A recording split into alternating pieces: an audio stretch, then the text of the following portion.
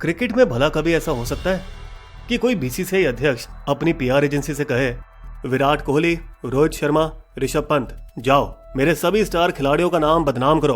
BCCI में तो ऐसा कुछ नहीं हुआ, मगर बार्सिलोना फुटबॉल क्लब में आरोप है कि ठीक ऐसा ही हुआ जब क्लब के प्रमुख जोसेफ बार्टोमेओ ने अपनी पीआर एजेंसी द्वारा इन सभी के नामों को बदनाम करने की कोशिश की। लियोनेल मेसी, पेप गार्डियोला, जेवी हर्नांडेज, पुयोल, पीके और उनके पद के प्रतिद्वंदी उम्मीदवार विक्टर फॉन्ट वही खिलाड़ियों को बदनाम करना चाहा जिन्होंने अपने कोच पेप गार्डियोला और लुइस एनरिके के साथ 2009 और फिर 2015 में ट्रेबल जीतने में महत्वपूर्ण भूमिका निभाई।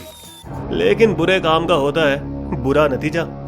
क्लब के मेंबर्स ने उनके तानाशाही बर्ताव से पीड़ित होकर बोर्ड पर दबाव डालकर बार्टोमेओ के खिलाफ अविश्वास प्रस्ताव पारित किया, जिस वजह से उन्हें अक्टूबर 2020 में अपने पद से इस्तीफा देना पड़ा। 5 महीने बाद कैटलन पुलिस ने उन्हें 9 लाख यूरो बार्सा गेट घोटाले में गिरफ्तार किया, लेकिन तब तक उनके द्वारा किए गए फिजूल खर्च ने क्लब को करारा धक्का दिया। बार्सिलोना प्रमुख की हैसियत से अपने कार्यालय के दौरान बार्टोमेओ ने ट्रांसफर मार्केट में 1 अरब यूरो से अधिक पैसे खर्च किए 34 खिलाड़ियों को खरीदकर। इसका एक हिस्सा सिर्फ 2 पर खर्च हुआ, फिलिप कोटिन्हो और ओस्मान डेम्बेले पर। दुर्भाग्य से दोनों ने क्लब के लिए ज्यादा खेला नहीं। डेम्बेले बार बार घायल हुए और कुटिन्हो कुछ खास प्रदर्शन नहीं जताने पर अक्सर लाइनअप से बाहर रखे गए।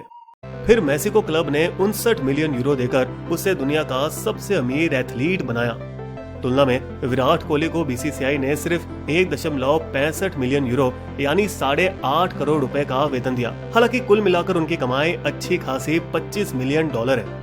ये मेसी की उच्च तनख्वाह तब तक लुभा पाई जब तक कि कोरोना वायरस प्रतिबंधों ने क्लब को 99,000 लोगों के लिए स्टेडियम बंद करने पर मजबूर नहीं किया, जिससे राजस्व पर 30 मिलियन यूरो का धक्का पहुंचा। फिर मुसीबत और बढ़ी जब क्लब के संग्रहालय को बंद कर दिया गया, जिससे 54 मिलियन यूरो की वार्षिक आमदनी बंद हो गई। बार्सिलोना का 671 मिलियन यूरो का कुल वार्षिक वेतन उसके पिछले वर्ष के राजस्व का 81% हिस्सा था, जो यूएफए के मुताबिक 70% से ऊपर नहीं होना चाहिए था, और जिस वजह से वे जनवरी 2021 की पगार नहीं दे पाए। भले ही खिलाड़ी 70% छूट लेने के लिए तैयार थे, जिससे क्लब को 122 मिलियन यूरो की बचत मिलती। बार्टोमेओ का अहंकार भी बीच में अड़ा जब उन्होंने मेसी, नेमार और लुइस सुआरेज से पंगा लिया। जाहिर तौर से बार्टोमेओ के कहने पर टीम मैनेजर रोनाल्ड कोमन ने सुआरेज को कॉल किया, जो 1 मिनट से भी कम चला। आपके लिए अब टीम में जगह नहीं, कोई और क्लब ढूंढ लेना। ऐसा बर्ताव सुआरेज का अपमान था। वो पिछले 6 सालों से बार्सिलोना टीम के अहम खिलाड़ियों में से एक थे। वो मेसी को अकेला करवाना चाहते थे क्योंकि हम दोनों की अच्छी बनती है। कोच अर्नेस्टो वालवर्डे को भी सीजन के बीच में ही बर्खास्त किया गया, जिस हादसे के लिए खिलाड़ियों को ही दोषी ठहराया गया। ये सुनकर मेसी निराश हुए और ज्यादा खुलासे की मांग की। नाम बताओ उन खिलाड़ियों का जिसने ऐसा किया। खामखा आप सबका नाम बर्बाद कर रहे हो और गलत अफवाहें फैला रहे हो। अगस्त 2020 में बायर्न मुनिक के खिलाफ 8-2 की हार के बाद, जिसमें बार्सिलोना से लिए गए उधार के खिलाड़ी फिलिप कुटिन्हो ने बायर्न मुनिक की तरफ से खेलते 2 गोल मारे। मेसी ने बेहद निराश होकर फैसला किया कि वे बार्सिलोना से अपने 10 साल का संबंध तोड़ देंगे। मैं इस ट्रांसफर सीजन में क्लब छोड़ना चाहता हूं। मेरे कॉन्ट्रैक्ट के अनुसार मेरी क्लब से रिहाई मुफ्त है। लेकिन बार्टोमेओ के लिए मेसी का 700 मिलियन यूरो का रिलीज क्लॉज न केवल क्लब की वित्तीय समस्या हल कर पाता, बल्कि उसे आग से भी बचा सकता था। बहुत देर हो चुकी है, यह बात आपको 10 जून से पहले बतानी चाहिए थी। मेसी ने तब एफसीबी अध्यक्ष के खिलाफ एक विस्फोटक इंटरव्यू दिया। que el club necesita gente nueva, idea nueva. Messi अकेले नहीं थे जिनके खिलाफ बार्टोमेओ ने रुख बदला। इससे पहले उसने नेमार के पिता का भी अपमान किया था। जब फ्रांसीसी club Paris Saint Germain PSG ने नेमार को 222 मिलियन यूरो देकर खरीदा, उस समय का सबसे महंगा ट्रांसफर। सब कुछ माफ हो सकता था अगर क्लब खिताब जीतता, लेकिन इतनी महंगी टीम के बावजूद 5 साल हो गए थे चैंपियंस लीग जीतते हुए। अप्रैल 2020 में बार्टोमेओ की परेशानी और बढ़ी जब बोर्ड के 6 सदस्यों ने अपना इस्तीफा दिया।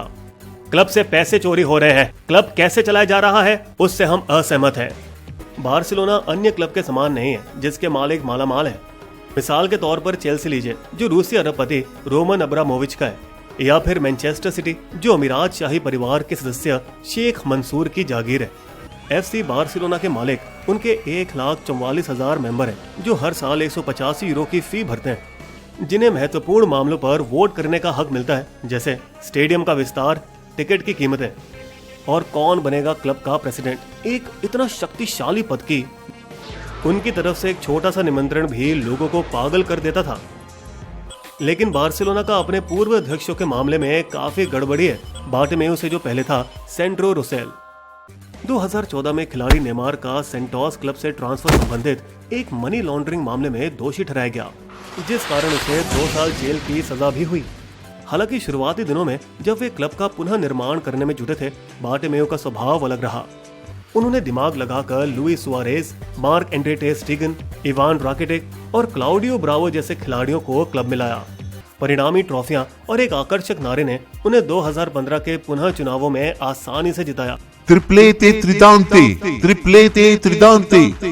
उनके दूसरे कार्यकाल के दौरान जब बार्टोमेउ ने अपने आप को अजय समझा, अपनी सभी गलतियां की, इतना कि यूएफा चैंपियंस लीग छोड़कर उसके प्रतिद्वंदी यूरोपीय सुपर लीग में शामिल होने के लिए मंजूर हो गए। एक बड़ी गलती जिसकी कड़ी आलोचना हुई है और जिसकी पकड़ से निकलने के लिए क्लब को शायद एक भारी दंड देना होगा।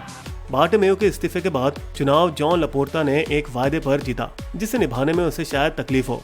मुझे यकीन है कि मैं लियोनेल मेसी को बार्सिलोना में रहने के लिए राजी कर पाऊंगा। मेसी का पहली बार मतदान देना उसका इस वायदे का समर्थन लग रहा था। बहरहाल लपोर्टा को अभी एक मुसीबत से भरा पहाड़ चढ़ना होगा, वो भी 117 बिलियन यूरो ऋण के वजन के साथ। जल्द ही कैटलन क्लब को 888 मिलियन का कर्ज चुकाना होगा, जो स्टेडियम के नवीनीकरण के लिए उधार लिया गया। इसकी एक बड़ी किश्त जून 2021 के अंत में देनी होगी। इसके बाद उन्हें बढ़े हुए वेतन के बिल को कम करने की जरूरत है, एक्स्ट्रा या पुराने खिलाड़ियों को हटाकर, और अपनी खुद की फुटबॉल एकेडमी ला मासिया पर ध्यान केंद्रित करना चाहिए, जहां से मेसी, फेब्रिगास, जावी, इनिएस्टा आदि आए थे। मेसी को क्लब में बनाए रखने की उनकी योजना शायद काम न करे, क्योंकि पीएसजी जैसे अन्य क्लब उन्हें मुंह में पानी लाने वाली रकम दे सकते हैं। बार्सिलोना की वित्तीय संकट हल हो सकती है अगर वो बार्सिलोना स्टॉक एक्सचेंज में क्लब को सूचीबद्ध करें।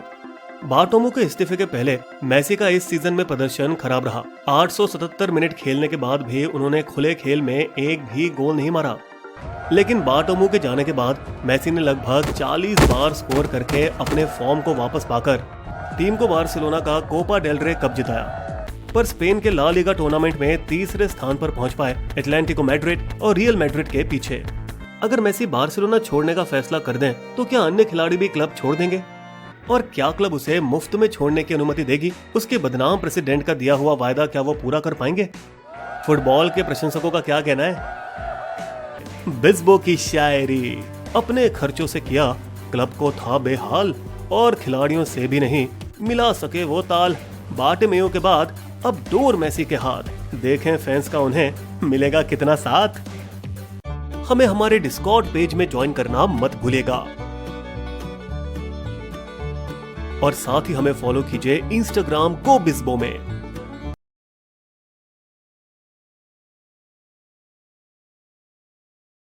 अगर आपको हमारी वीडियो पसंद आए तो सब्सक्राइब करें हमारे YouTube चैनल को और पेज पर बने बेल आइकन को क्लिक जरूर कीजिएगा, ताकि आपको हमारे लेटेस्ट वीडियो की जानकारी आसानी से मिल सके। धन्यवाद।